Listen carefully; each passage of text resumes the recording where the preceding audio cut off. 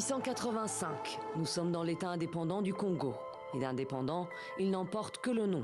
Dans les faits, le Congo est la propriété personnelle du roi Léopold II de Belgique, qui détient le monopole sur l'exploitation de ses richesses, le caoutchouc et l'ivoire, avec un système de travail forcé et une armée d'une brutalité inouïe.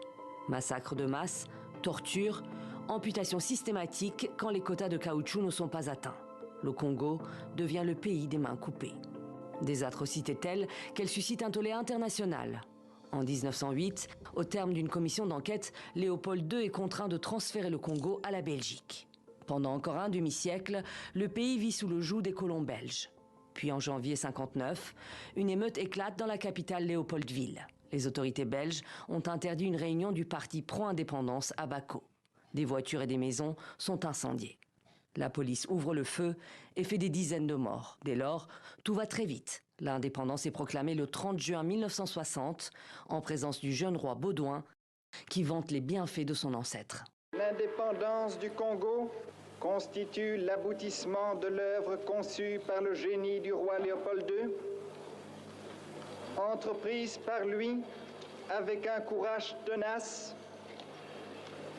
et continuée avec persévérance par la Belgique. En réaction, le Premier ministre Patrice Lumumba prend la parole pour rappeler l'horreur coloniale. Nous avons connu les ironies, les insultes, les coups que nous devions subir matin, midi et soir, parce que nous étions des nègres. Le Congo devient indépendant avec à sa tête un panafricain anticolonialiste. Mais dans l'armée, les Belges gardent le pouvoir.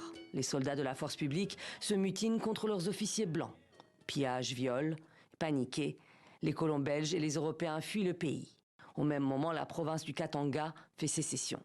2 mois après l'indépendance, Patrice Lumumba est renversé par un coup d'État, avant d'être arrêté, transféré au Katanga et assassiné le 17 janvier 1961 par des soldats katangais commandés par des mercenaires belges. Son corps, dissous dans l'acide, n'a jamais été retrouvé. Wij zijn chirurgen, we kenden dat allemaal niet, dus die lichamen moesten...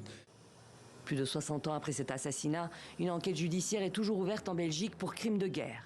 Et les Congolais attendent encore la restitution des reliques d'une dent appartenant aux héros de l'indépendance congolaise.